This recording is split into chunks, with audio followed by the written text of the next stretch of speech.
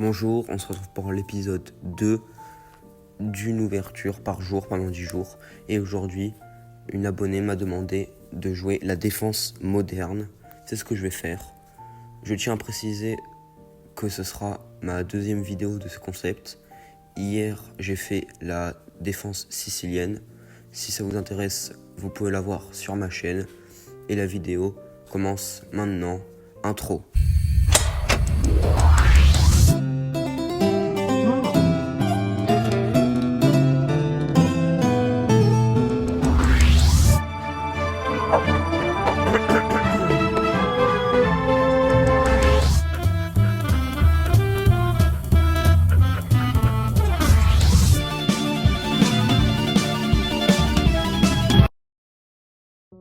Ok, donc aujourd'hui, c'est la défense moderne. Pour ceux qui savent pas ce que c'est E4, B6. Regardez quelques parties de très forts joueurs avant de commencer cette vidéo, car je ne l'ai jamais joué de toute ma vie. Du coup, ça commence dans une partie de 10 minutes. E4, du coup B6. Donc fou C4, je développe mon fou en fianchetto en G7. Et mon adversaire continue avec D4. Je pourrais par exemple développer mon cavalier ou jouer C5, mais je préfère jouer D6. Je sais que c'est thématique grâce aux vidéos de professionnels que j'ai vu jouer. Ok, donc là son intention c'est de développer ses cavaliers, de roquer. J'ai pas trop de plans, je vais faire de même, je vais développer mon cavalier. Et regardez, grâce au coup D6, on ne peut plus pousser E5, sinon les blancs auront des problèmes. Ok, donc petit roc. Je sais pas trop quoi faire. Je pourrais clouer le cavalier. Oh, je vois déjà une tactique. Cavalier prend E4. Et D5, fourchette. Bon, je ne gagne pas de matériel, mais au moins je liquide des pièces. Mon adversaire qui est mieux classé, donc cela ne me dérange pas de faire match nul. Ok, du coup, cavalier E4. Ok, il peut par exemple rebondir en G5. Et je n'ai pas trop envie de pousser le pion H6, car cela abîmerait ma structure de pion à l'aile roi. Du coup, après cavalier prend E4, je ne sais pas vraiment quoi faire. J'ai un peu un doute, je pourrais peut-être jouer C5, mais C5 ça a l'air mauvais. Ok, si je développe mon fou, il y a déjà cavalier G5, je vais doubler sur la colonne F. Et je crois que je vais commencer à attaquer son roi, un peu comme dans une Est indienne, où on retrouve la particularité du fou en fianchetto. Ok, donc cavalier G5, j'avais anticipé. Je joue tour F5 et je peux par exemple faire coulisser ma tour à l'aile dame.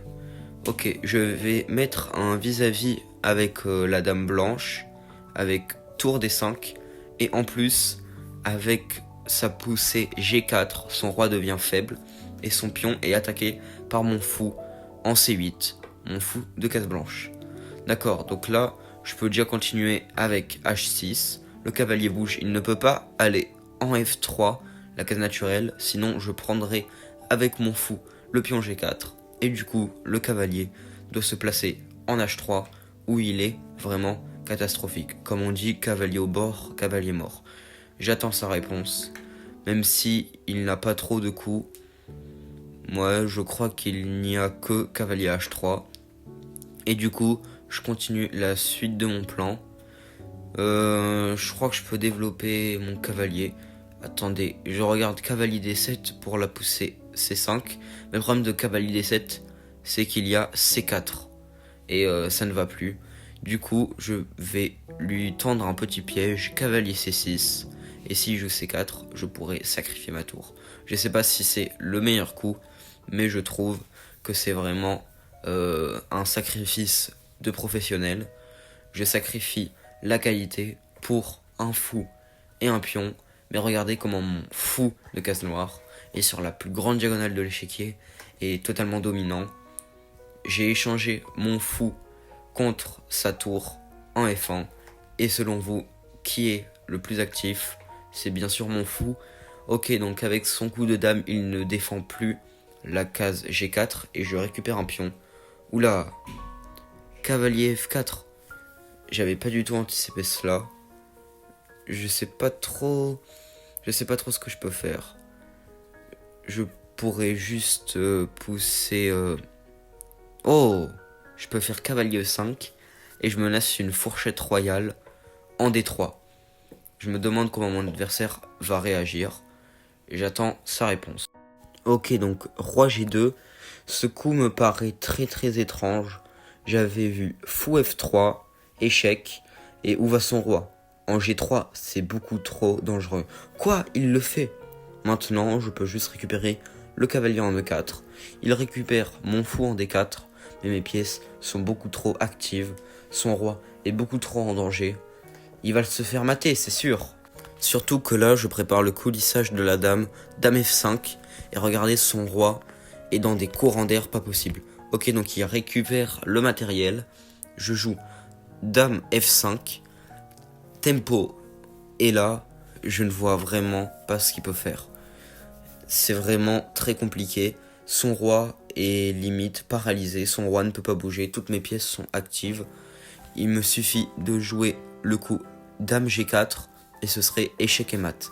En espérant qu'il ne le voie pas, je vois deux parades pour lui, H3 et F3. F3 me paraît un peu plus solide, mais le problème c'est que je peux faire fou prend et après tour prend, dame G4, le roi bouge et je récupère la tour. Je ne sais pas s'il l'avait vu, mais du coup, je vais le faire. Fou prend F3. Je m'attends à sa réponse qui va sûrement être tour prend F3, voilà. Et je joue dame G4, échec et double attaque sur la tour blanche. Je crois que je vais prendre de la dame, échec. Ok, donc roi G1. Je ne sais pas trop comment je vais continuer. Je pourrais continuer avec cavalier G4, mais je me dis qu'il peut juste récupérer le pion en G6 et sa dame et son cavalier est actif. Je ne suis pas sûr de cette position, je préfère garder mon avantage. Je vais jouer tour F8. Il ne peut toujours pas prendre car mon cavalier n'a pas bougé et défend toujours la case G5. Et maintenant, j'attaque deux fois le cavalier et ma tour est très active. Ok, ce coup, je l'avais bien évidemment anticipé et je me suis juste dit que je peux faire dame G4. Je regarde juste un peu avant si j'ai pas d'autres coups. Tour prend, non, il gagne ma dame. Non, il prend d'abord, ouais, et la limite c'est lui qui est mieux.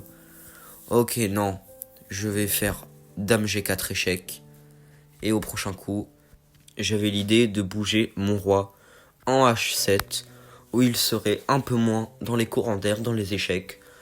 Je préfère gagner sans complication, surtout que mon adversaire a moins de matériel, moins de temps, et surtout plus de points Elo, donc une victoire me serait vraiment favorable. Ok, donc du coup, je bouge mon roi en H1, et j'attends sa réponse. Ok, donc je sais vraiment pas ce qu'il peut faire. Ah ok, H3. Ok, H3 ça a l'air vraiment bizarre. Je peux pas juste bouger ma dame. Ouais, je vais bouger ma dame. Ok, donc j'ai deux cases intéressantes. F5. J'ai pas trop envie de la mettre en F5, sinon je serais dans un vis-à-vis dangereux avec sa tour blanche. Donc je crois que je vais partir sur dame H4. En plus, je reste dans un vis-à-vis avec son roi. Dès que le cavalier blanc bouge, je pourrais manger la dame. Et en plus, je stabilise le pion H3. J'attends sa réponse. D'ailleurs, j'aimerais vous remercier pour les 17 abonnés.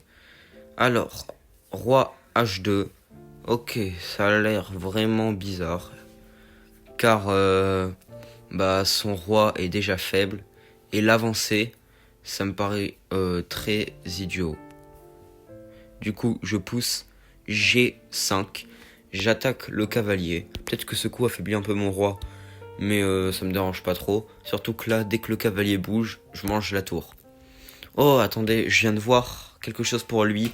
Il peut faire dame prend E5. Il prend mon cavalier. Je reprends sa dame. Et cavalier G6. Fourchette royale. Je bouge mon roi. Il mange ma dame. Je remange son cavalier.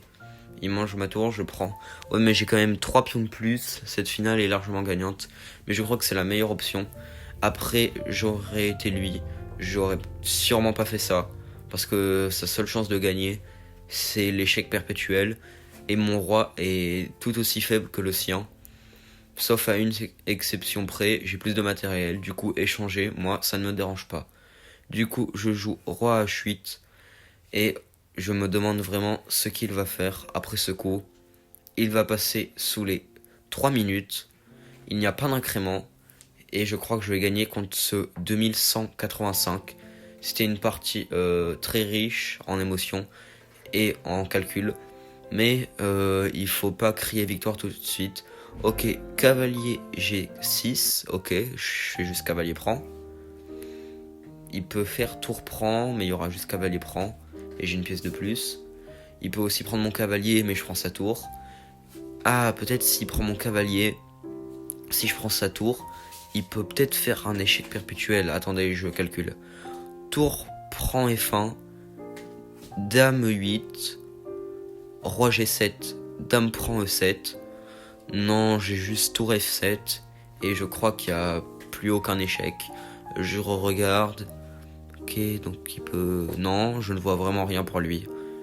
Et ça sert à rien. Je crois que je vais jouer assez rapidement pour justement lui mettre la pression. Et j'ai pas envie de passer en dessous de lui en temps. Et là, son roi est vraiment très faible. Du coup, roi G7, dame prend E7 et tour F7. Et vous voyez, la dame blanche ne peut plus me faire d'échec. Donc il n'y aura pas perpétuel. Et j'attends encore sa réponse. Ok, mon adversaire qui abandonne.